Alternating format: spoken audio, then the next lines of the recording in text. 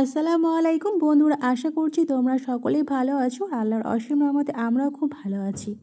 তো বন্ধুরা, আজকে আমি দুর্দান্ত স্বাদের সন্ধ্যাবেলা নাস্তা কিংবা সকালবেলা নাস্তা বিন্দুমাত্র তেলে আজকে তোমাদের সঙ্গে রেসিপিটা শেয়ার করছি। আশা করছি ভীষণ ভালো লাগবে। মাত্র 3টে ছোটো সাইজের গাজর আর ক্যাপসিকাম দিয়ে আর 1 কাপ সুজি দিয়ে দুর্দান্ত স্বাদের নাস্তার রেসিপিটা তোমাদের সঙ্গে শেয়ার করছি। আশা করছি ভীষণ ভালো লাগবে। ভিডিওটা শুরু করার আগে ছোট্ট একটা লাইক দিয়ে শুরু করো, আশা করছি স্কিপ করে দেখবে না। তো চলো শুরু করা যাক। এখানে একটা ছোট কড়াই নিয়েছি, তাতে এই 1 কাপ পরিমাণ আমি সুজি এখানে কড়াইতে ঢেলে দিচ্ছি। আর অল্প করে একটু জল দেব, স্বাদ মতো লবণ দিয়ে খুব ভালোভাবে সুজিটাকে একটু সিদ্ধ করে নিচ্ছি। তো বন্ধুরা, আজকের আমি রেসিপিটা কিন্তু বিন্দুমাত্র তেলে কিন্তু রেসিপিটা তোমাদের সঙ্গে শেয়ার করছি। যারা ওয়েট লস করতে চাইছো তাদের জন্য কিন্তু অ্যাপ্রোপ্রিয়েট আজকের এই রেসিপিটা।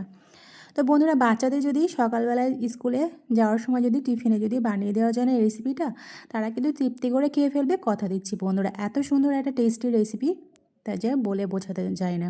তো এখানে আমার সুজিটাকে খুব ভালোভাবে আমি এখানে সিদ্ধ করে নিয়েছি। দেখতে পাচ্ছ একটা আটার মতো ডো তৈরি করে এরকমভাবে বানিয়েছি।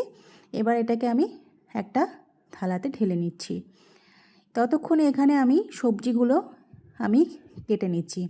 আমি এখানে সবজিগুলো আমি 3টে গাজর ছোটো ছোটো সাইজের নিয়েছি। এখানে আমি গ্রেটারের সাহায্যে ভালোভাবে গ্রেট করে নিচ্ছি। আর ক্যাপসিকামটা আমি বটির সাহায্যে ভালোভাবে ছোটো ছোটো করে কুচি করে কেটে নেব। তো আমার ভিডিও যে যেখান থেকে পারছো দেখছো, দেশ বা বিদেশে বাইরে, তাদেরকে অসংখ্য অসংখ্য ধন্যবাদ আমার এই আজকে বিন্দুমাত্র তেলে আজকে সুন্দর একটা নাস্তার রেসিপিটা দেখার জন্যে। তো এখানে গাজরগুলো গ্রেটারের সাহায্যে গ্রেট করে নিয়েছি। এবার আমি ক্যাপসিকামগুলো বটির সাহায্যে ছোটো ছোটো করে কুচি করে নিয়েছি।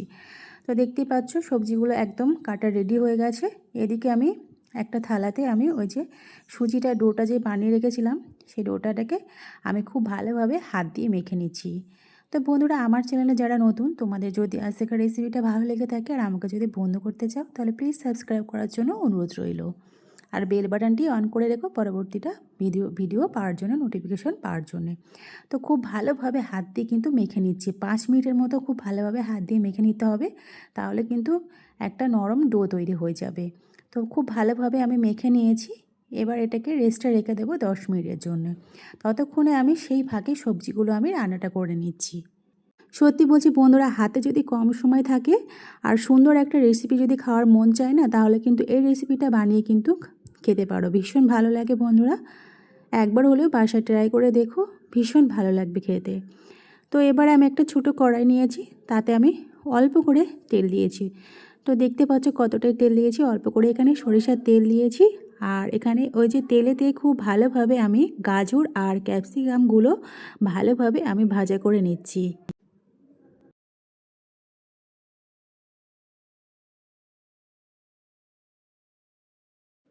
এখানে আমি শুধু মশলা বলতে এখানে শুধু স্বাদ মতো লবণ দিচ্ছি, আর একটু আমি কস্তুরি মেথি দেব। আর কোনো কিছু আমি এখানে মশলা ব্যবহার করছি না। দেখতে একদম খুবই কম উপকরণ দিয়ে কিন্তু আজকের একটা সুন্দর নাস্তার রেসিপিটা তোমাদের কাছে শেয়ার করছি। বেশি মশলাও লাগবে না, বেশি উপকরণও কিচ্ছু লাগবে না, কিন্তু খেতে হবে অসাধারণ বন্ধুরা। শুধু নামমাত্র লবণ আর এখানে আমি কস্তুরি মেথি দিয়েছি।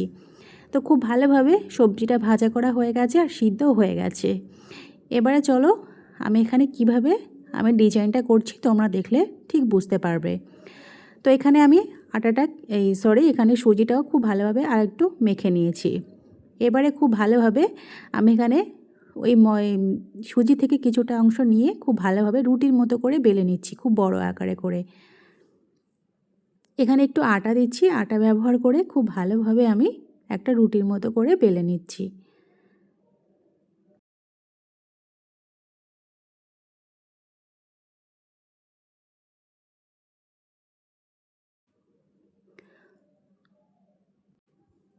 তো এখানে আমার রুটির মতো করে বেলা হয়ে গেছে। আর খুব সবটা সম পরিমাণটা রাখার জন্যে আমি এখানে একটা ছোট বাটি নিয়েছি, আর বাটির সাহায্যে কিন্তু 4টে আমি এভাবে কেটে নিচ্ছি, দেখতে পাচ্ছ। তাহলে কিন্তু সব রুটিগুলো কিন্তু ছোট ছোট আকারে বানিয়েছি, সব কিন্তু একই সাইজের হবে। আর দেখতেও কিন্তু খুব সুন্দর হয়, কোনোটা বড় হবে না, কোনোটা ছোট হবে না সাইজে।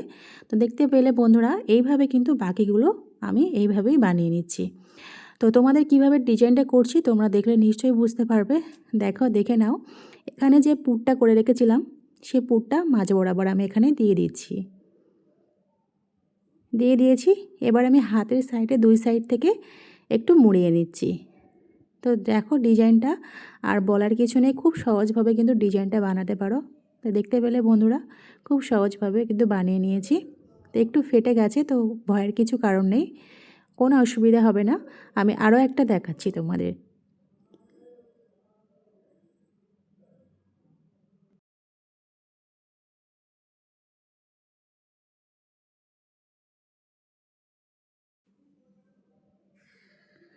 তো দেখতে পেলে বন্ধুরা এইভাবে কিন্তু সবগুলো ডিজাইন আমি বানিয়ে নিচ্ছি।